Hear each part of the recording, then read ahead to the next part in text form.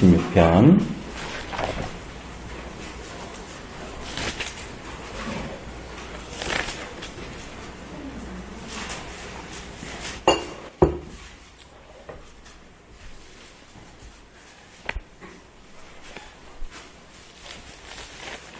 시편 36편 1절로 12절 짧은데요. 1절로 12절 우리 한번 같이 천천히 읽어보도록 하겠습니다. 시작. 악인의 죄가 그의 마음속으로 이르기를 그의 눈에는 하나님을 두려워하는 빛이 없다 하니 그가 스스로 자랑하기를 자기의 죄악은 드러나지 아니하고 미워함을 받지도 아니하리라 하미로다.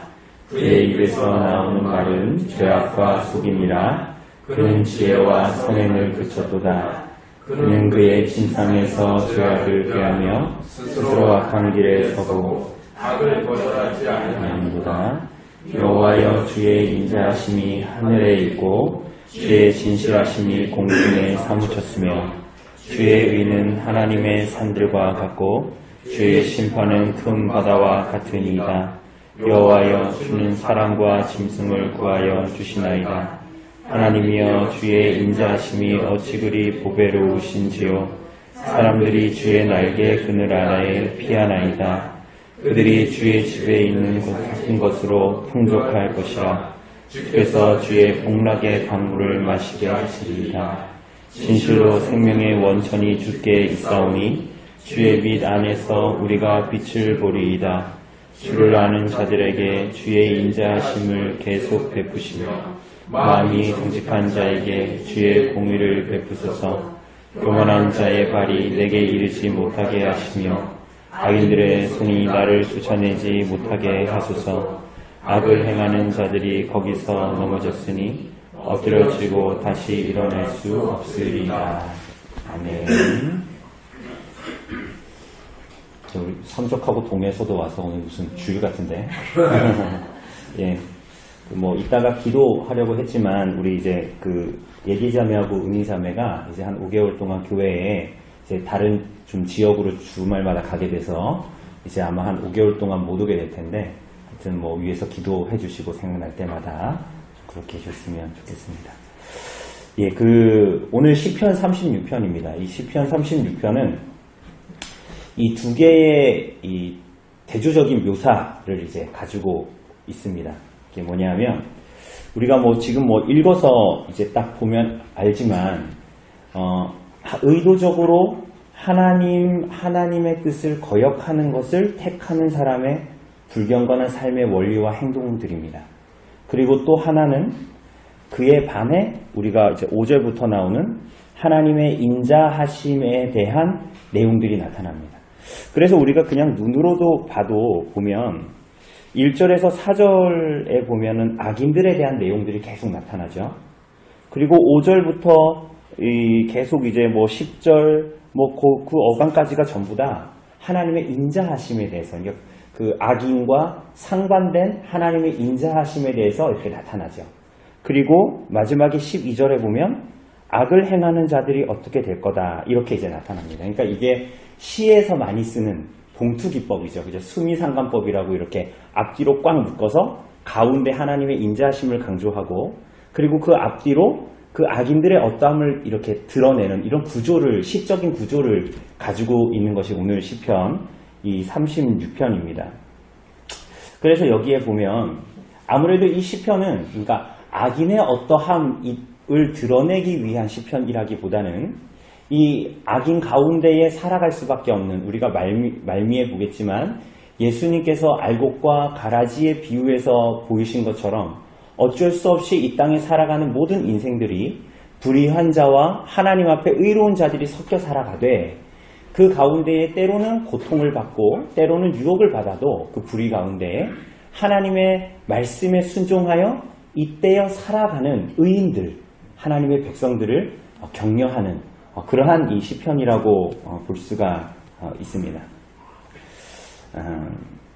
그래서 이 시편 기자는 그러한 불의한 세상 가운데에서도, 혹은 불의를 행하는 자들 가운데에서도 하나님의 약속, 룻기에서 자주 나타나는 하나님의 인자하심, 헤세드를 붙들고 하나님의 말씀 가운데에 살아갈 수 있도록.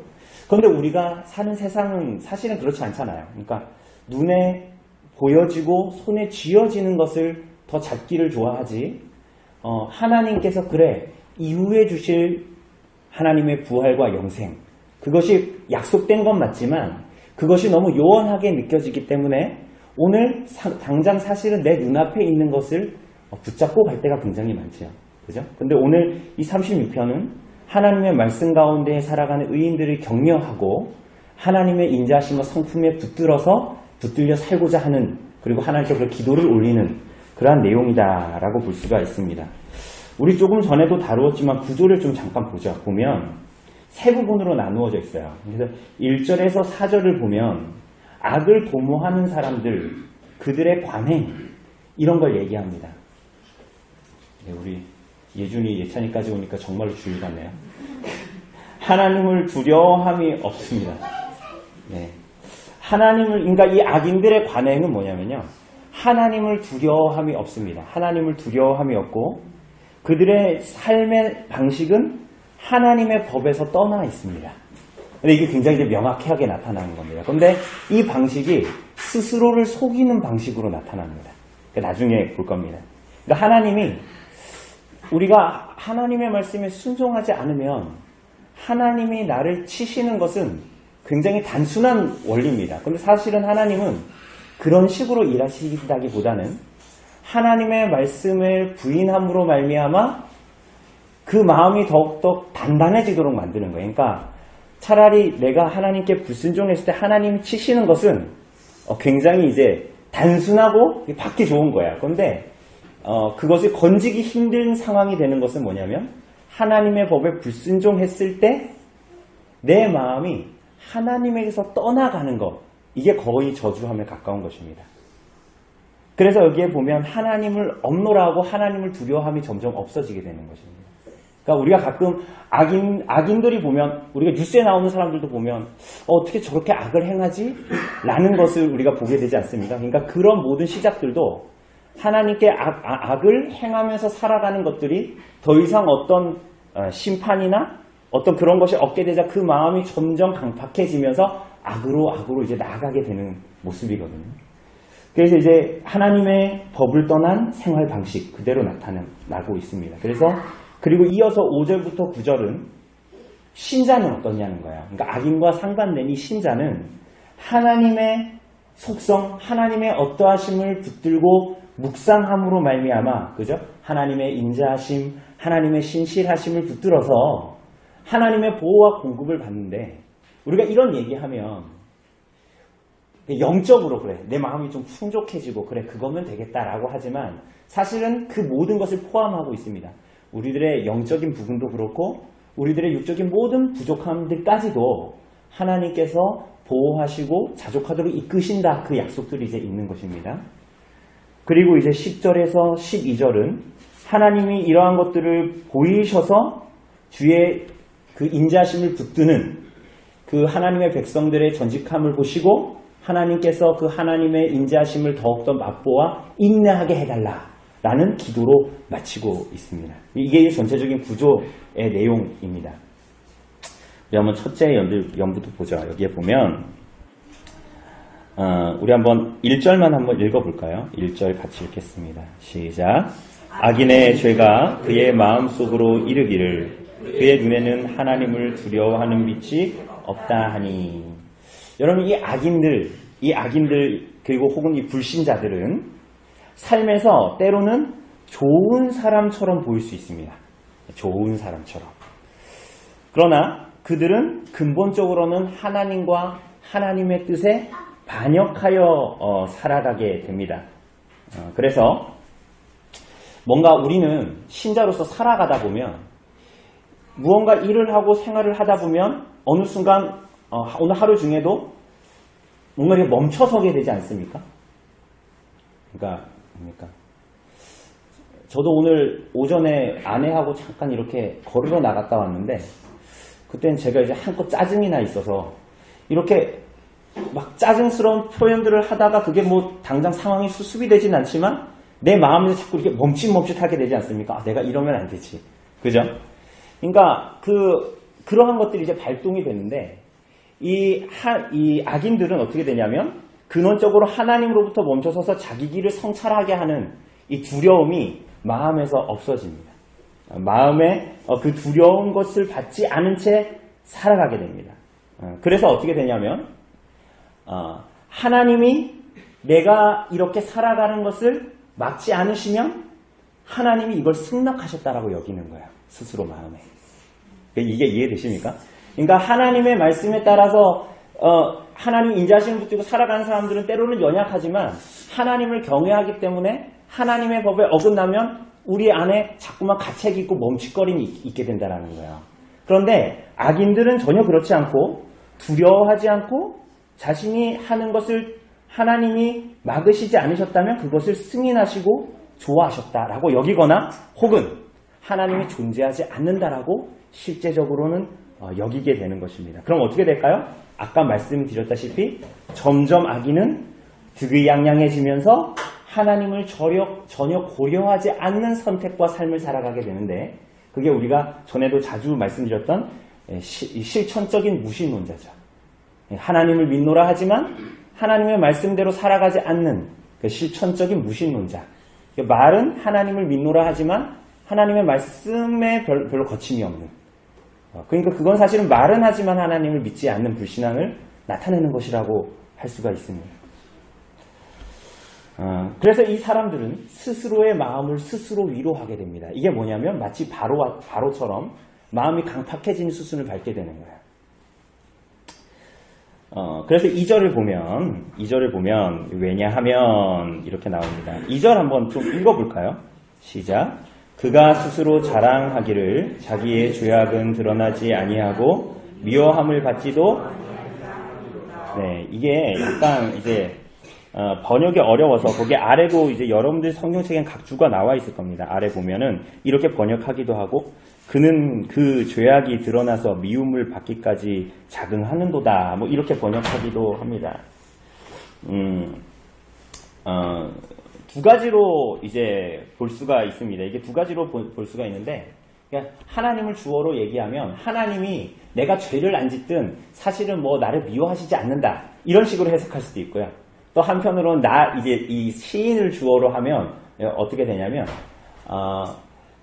내가 죄를 짓는 것에 대해서 별로 아까 말씀드렸다시피 가책이 안 느껴져요. 왜냐하면 자기가 자기를 되게 선하게 생각하거든요. 그러니까 자기의 선택이 하나님의 뜻이라고 생각하거든요. 그러니까 이게 사실은 주어를 하나님으로 보건 나로 보건 사실은 결론은 똑같습니다. 결론은 똑같아요. 거의 이 자긍하는 것입니다. 자기 자신을 자긍하고 자기가 하나님의 뜻에 순종하지 않아도 된다라고 생각하는 것입니다.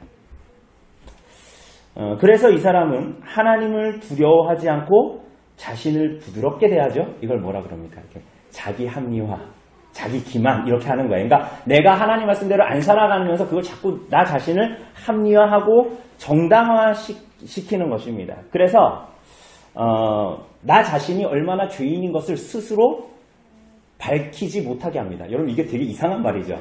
나 자신이 내가 죄인이라는 것을 스스로 속사람이 찾아서 밝히지 않도록 계속 만들어요. 그래서 예레미야서 17장에서 이 예레미야 선지자가 말한 것처럼 만물보다 심히 부패한 것이 사람의 마음이라 누가 알리오마는 이렇게 말하잖아요. 그러니까 우리는 우리 자신을 속일 수 없다라고 생각하지만 사실은 우리는 우리 자신을 속일 수가 있어요. 그러니까 이렇게 양심까지도 속이고 그렇게 이제 막을 수 있다라는 거예요. 반대로 두려워하는 사람들은 하나님을 두려워하는 사람들은 어떻게 하죠? 어쨌거나 자신의 죄를 목도하려고 하고 그것을 하나님 앞에 가져가려고 다루려고 하지요. 그러나 이러한 우리가 봤던 이 악인의 유형의 사람들은 여러모로 죄를 감추려고 애를 씁니다. 그런데 그것은 자기 안에서만 끝나지 않습니다. 3절에 보니까 어떻습니까? 그의 입에서 나오는 말은 죄악과 속임이라 그는 지혜와 선행을 그쳤다 이렇게 얘기하죠. 당연하죠. 하나님을 두려워함이 없는 자의 입에서 나오는 것이 당연히 죄악일 것이고 근원적으로. 그리고 그것은 결국은 속임. 그러니까 사실은 이게 자기 자신도 속이기 때문에 그 사람의 말과 행동에서 나오는 그러한 것을 진실되게 받을 수가 없는 것입니다. 그 다음부터. 그러니까 이걸 다르게 얘기하자면 자기 자신에게도 그렇지만 하나님의 법에 순종하지 않는 사람들의 결국의 특징은 그들의 말과 행동을 믿을 수 없게 되는 거야. 그러니까 아까로 좀 이렇게 반추하여 보면 하나님 앞에 진실하게 행하지 못한 것이라 해도 자신의 어떤 목표가 달성이 된다면 그것으로 자신의 말과 행동이 가름이 되고 정당화가 되니까. 그죠? 그러니까 이 목적과 수단이 뒤바뀌어지는 그런 일들이 나타나게 되니까 그 사람은 점점 거짓과 속임이 능하게 되는 거야. 하나님 앞에서도 이 사람 앞에서도. 이어서 어떻게 됩니까? 지혜와 선행이 그쳐지게 됩니다. 지혜와 선행이 그쳐지게 돼요.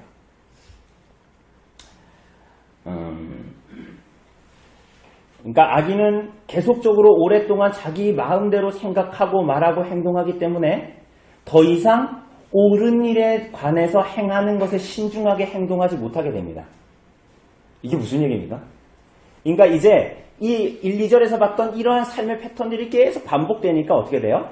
하나님 앞에 득의양양하게 되고 뭔가 내가 이 세상에서 말하는 지혜와 선택과 판단에 대해서는 내가 뭐 세상 사람들도 다 하는 거니까 그렇게 한단 말이죠. 그런데 하나님 앞에 옳은 것이 무엇인지를 판단하는 일, 하나님 앞에 어떤 일이 옳은 것인지를 분간하지 못하는 상태로 나아가게 되는 것입니다. 그래서 4절이 말하는 대로 침상에서 죄악을 꾀한다 이렇게 얘기합니다. 하나님이 계시하신 의의 요구를 고려하지 않기 때문에 순전히 악한 상태, 침상에서도 악을 도모하는 상태로 나타나게 됩니다. 그리고 끝에 보면 4절 끝에 보면 뭡니까? 스스로 악한 길에 서고 악을 거절하지 않는다 이렇게 얘기합니다. 그러니까 어쩌다 보니까 내가 이런 여정을 가다 보니까 이 넘어야 되는 악이 있는데 이걸 그냥 내 앞에 다가오는 것이니까 이것을 물리치거나 뭔가 이렇게 하려고 하지 않는 거예요. 그냥 뭐 이건 어쩔 수 없는 수순이니까 받아들이게 된다라는 거예요. 그리고 더 나아가서는 그 악이 나에게는 유익인데 내 주변에 있는 어떤 사람들에게 그게 고통을 준다 하더라도 점점 개의치 않게 되는. 그게 뭐예요? 그러니까 나는 사랑하는데 다른 사람은 신경 쓰지 않고 관심 밖에 두게 되는. 굉장히 이게 악인의 특징, 세상 사람들의 특징이기도 하죠.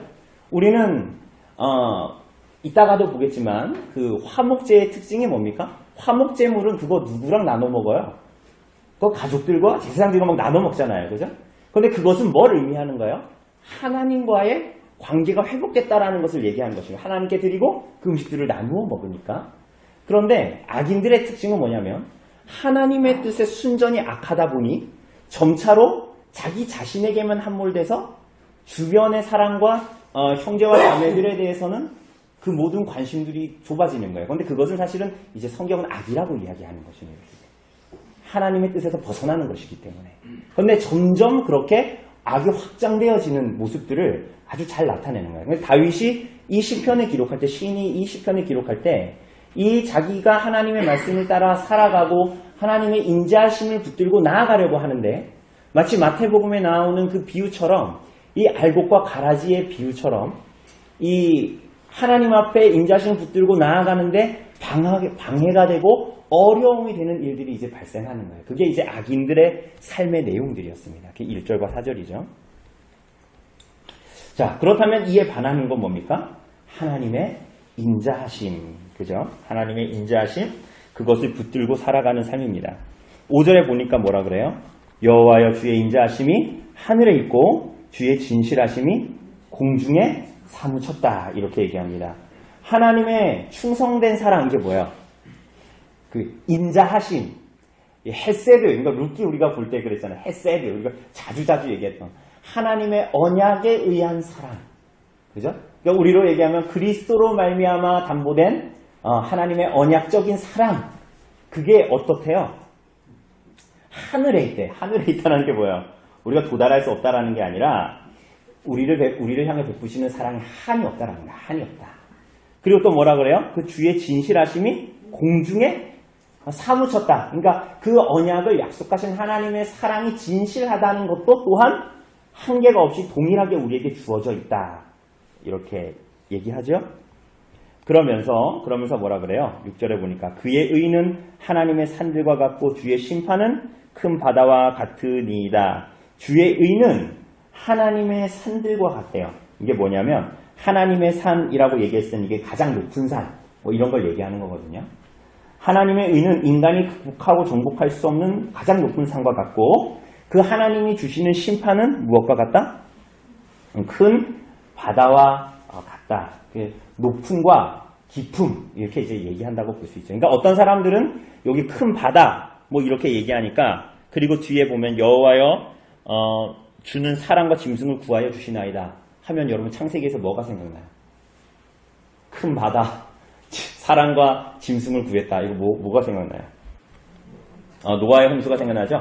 그것을 얘기하는 거다라고 주장하기도 합니다. 그러니까 이건 뭐 어차피 시적인 표현이기 때문에 두 가지 다 동일하죠. 근데 중요한 건 뭐냐면 이 하나님의 인자하심이 그 악인들과 뒤섞여 사는 이 세상, 그래서 때로는 우리가 유혹받기도 하고 불 가운데에 우리가 타협하고자 하는 마음이 생기기도 하고 이런 가운데에서 하나님께서 그들을 구원하시고 지키신다. 이런 의미를 이제 가지고 있는 것입니다. 그런 하나님의 신실하신 언약적인 사랑으로 말미암아 구원받은 성도들의 삶이 잉태되고 태어나게 되는 것입니다. 그래서 7절에 보면 뭐라 그럽니까? 7절에 우리 같이 읽어보죠. 시작. 하나님이여 주의 인자하심이 어찌 그리 보배로우신지요 사람들이 주의 날개 그늘 아래에 피하나이다 라고 말합니다. 그러니까 이 하나님의 언약적인 사랑으로 말미암아 하나님의 백성들이 어디로? 주의 날개 그늘 아래로 피합니다. 하나님의 이 보배로운 이 값비싼 이 사랑을 받은 성도들은 어디로 피한다고요? 주님께로 피합니다. 주를 의지합니다. 여러분 근데 이게 어려운 내용이 아닙니다. 어젯밤에 우리 이혜리가 엄마한테 물어봤대요. 뭘 물어봤냐면 아빠 엄마 믿음이 뭐냐고. 심오한 질문 아니고 믿음이 뭐냐고. 믿음이 뭡니까? 믿음이 뭐라 그러면 뭐라고 대답하실 것 같아요. 저는 없어서 대답을 못했습니다. 그냥 우리가 일반적인 류의 믿음이 아니라 이 성경이 말하는 믿음은 뭡니까? 하나님의 말씀과 복음에 계시된 예수 그리스도를 믿고 의지하는 것이 생명 없는 믿음입니다. 그죠? 요리응답이 말하는 것처럼. 그죠? 여기에 나타나는 이 사람들이 하나님의 여호와의 날개 그늘 아래 모인다라는 것이 뭐예요? 손에 잡히는 것이 없음에도 불구하고 악인들의 길을 가지 않고 하나님의 그리스도를 의지하고 그리스도를 믿고 의지함으로 그분의 약속의 말씀으로 달려갑니다. 이 얘기를 하는 거예요, 지금. 그래서 그 폭풍 속에 피난처 안전한 장소, 내일 바람 많이 분다 그러잖아요. 그죠? 그럴 때에 마치 우리가 만화에서도 자주 보는 것처럼 막 병아리들이 있으면 닭이 이렇게 있으면 어미닭이 막 날개 안으로 품는 것처럼 마치 그와 같은 거거든요. 그래서 그 병아리들이 마치 어미닭의 날개 품으로 들어가는 것처럼 하나님을 진실하게 그리스도를 의지하는 자들이 다른 데로 가는 것이 아니라 그리스도의 품으로 달려간다라는 거예요. 그리스도의 약속을 붙는다라는 거예요. 근데 그게 성도라는 거예요. 그러면서 그걸 뭐라고 얘기하냐면 아주 재밌게 8절에 보면 성소와 제사장의 이미지를 사용합니다. 그들이 주의 집에 있는 뭘로? 살찐 것으로 풍족하다. 여기서 주의 집은 뭐예요? 성소예요, 성소.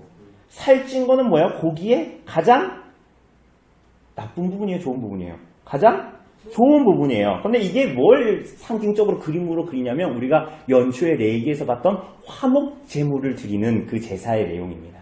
그러니까 하나님의 백성들이 하나님의 자녀들이 하나님께 제사를 드리는데 그 하나님의 날개 아래서 하나님과 화목된 자들이 하나님 안에서 화평을 누리는 그죠? 그 내용들이 이제 그대로 여기에 나타납니다. 뿐만이 아닙니다. 이어서 무슨 말씀이 나타나죠? 주께서 주의 복락의 강물을 마시게 한다. 여기서 주의 복락의 강물이다라고 되어져 있지 않습니까? 그죠? 주의 복락의 강물. 근데 이게 그냥 원어적으로 말하자면 에덴의 강물이에요. 그러니까 에덴의 강물을 먹게 한다라는 것입니다. 이게 무슨 얘기입니까?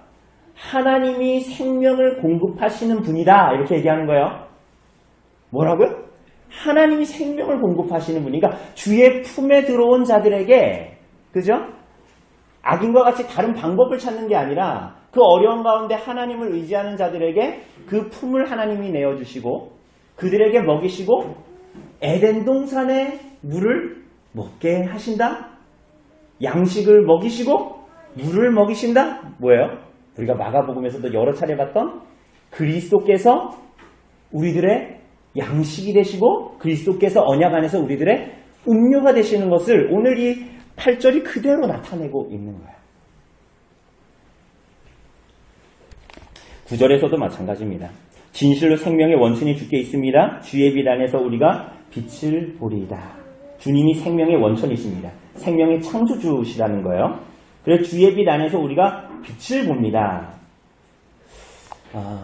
그런데 이것은 사실은 이 생명의 빛, 뭐 이런 것도 생명의 원천, 뭐 그리고 우리가 빛을 본다. 이런 것들이 우리가 실제적으로 이 땅에서 누리는 어떤 생명, 장수, 뭐 이런 것들을 상징하기도 합니다. 그러나 이것은 8절과 이어서 주님께서 우리들의 참으로 생명의 창조주이시며 동일하게 유지시키시는 분이십니다라는 고백인 동시에 주의 빛 안에서 우리가 빛을 봅니다라는 것은 요한복음 1장 4절 5절 말씀에 그 안에 생명이 있었으니 이 생명은 사람들의 빛이라 빛이 어둠에 비추되 어둠이 깨닫지 못하더라라고 기록한 것과 같이 생명의 원천이신 예수 그리스도를 생명의 충만함을 드러내는 빛으로 빛의 이미지로 표현한 것이다라고도 볼 수가 있습니다.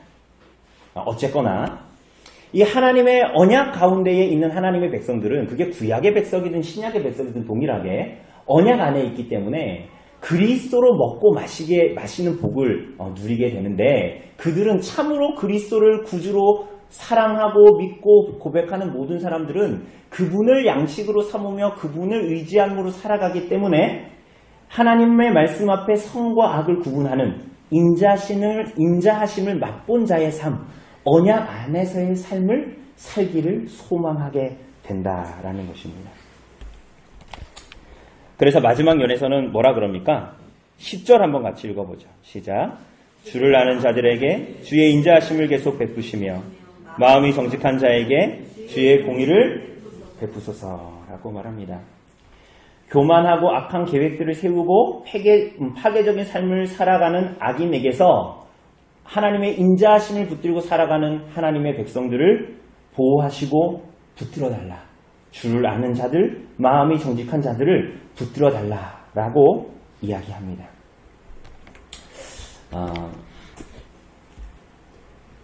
초두에 말씀드린 것처럼 이 내용은 마태복음 13장의 내용과 굉장히 이제 유사하지요. 시편의 많은 부분들이 그렇지만 마태복음 13장의 여러 가지 비유들 중에서 알곡과 가라지의 비유가 나옵니다. 종들은 가라지를 뽑아내고 싶지요. 그죠? 그렇지만 주인은 어떻게 합니까? 추수 때까지 놓아두라. 이것이 의미하는 것은 뭡니까? 여러분과 제가 이 땅을 살아가는 동안, 그죠? 이 세상을 살아가는 동안, 때로는 이 교회의 시대를 살아가는 동안 어떻다라는 거예요? 당분간 의인이 불의한 자들 가운데에 섞여서 살아가는 거야. 그래서 이 세상에는 두 종류의 가치를 가진 두 종류의 사람들이 살아가는 거예요. 오늘도. 한 종류는 어떤 사람이에요? 하나님을 두려워하지 않고 그분의 말씀과 율법에 상관하지 않으면서 살아가는 사람들이 있죠. 또 한 사람들은 어떤 사람들이죠? 하나님을 진실하게 믿고 그분을 의지하고 믿음으로 사는 의인들이 있는 거예요. 하나님은 악인들이 서로 교만하고 속이며 악을 도모하고 어리석게 살도록 로마서 1장이 말하는 것처럼 때로는 멋대로 내버려 두십니다. 다른 한편으로는 성도들이 있는데 그들은 믿음으로 하나님의 은혜를 받고 그로 인해서 그들의 마음 안에 하나님의 사랑이 부음받아서 영적인 복들을 누리며 살아가는 것이죠. 그래서 그들의 삶에 어떤 상황들이 주어져도 그것으로 말미암아 내가 하나님의 사랑에서 끊어졌다라고 여기지 않고 어떻게 해요? 오히려 그리스도로 말미암는 하나님의 사랑에서 나를 끊을 수 없다라는 믿음을 가지고 그야말로 이혜리가 물어본 것처럼 그 믿음을 붙들고 예수님을 사랑하고 의지하는 믿음으로 살아가는 거예요. 그죠? 그러면 어때요? 두 종류의 사람의 삶의 방식이 전혀 다른 이유로 이 세상에 나타나게 되는 거예요. 삶에 대한 태도, 생활의 가치, 삶을 꾸려가는 방식, 그리고 오늘 시편이 말하는 것처럼 그 운명까지도 동일해 보이지만 분명히 다름이 나타나게 되는 것입니다. 오늘 사랑하는 여러분, 우리가 이 세상을 살아가면서 믿음으로 이 땅을 살아가기를 바랍니다. 때로는 하나님을 경외하지 않는 사람들 때문에 영향을 받기도 하고, 때로는 하나님을 진실하게 믿고 따르고자 하지만 의로운 심령이 상하는 이 세상에서 하나님의 언약, 그분의 인자하심을 붙드는 자들에게 하나님께서 공급하시는 보호와 그 공급이 끊이지 않는다라는 것을 분명히 붙들고, 그죠? 그것이 악인들이 추구하는 것처럼 내 손에 당장 붙들려지는 것이 아닐지라도 이것들은 쉬이 있다가 사라지는 것. 오늘 제가 나는 사랑하는 사람을 잃었습니다. 녹음해서 여러분 카톡으로 보내드렸는데 들어보셨습니까? 집에 가서 들어보시고. 그것들이 영원할 것 같은, 때로는 나보다 늦게 죽을 것 같은 아들임에도 25살짜리 아들이 먼저 죽었잖아요. 눈에 잡히는, 눈에 보이는 거였단 말이죠. 그러나 이것은 영원하지가 않습니다. 그죠? 그러니까 악인들은 이 당장 내 눈에 보이는 것들이 마치 나의 영혼을 좌지우지할 것으로 붙듭니다. 그러나 이러한 세상 가운데에 때로는 그 영향을 받고 때로는 그 유혹 가운데 우리가 있지만, 우리가 무엇보다도 그리스도로 말미암는, 그리스도를 사랑하고 의지함으로 그분께서 우리에게 주신 그 언약, 그분의 신실함, 그것을 붙들고 좀 이 땅을 살아가시는, 그래서 이 생과 영생을 이해하고 이 땅에서 하나님의 복 가운데서 믿음으로 살아가시는 우리 성도님들 되시기를 바랍니다. 우리 시간에 좀 잠깐 기도했으면 좋겠습니다. 우리 같이 기도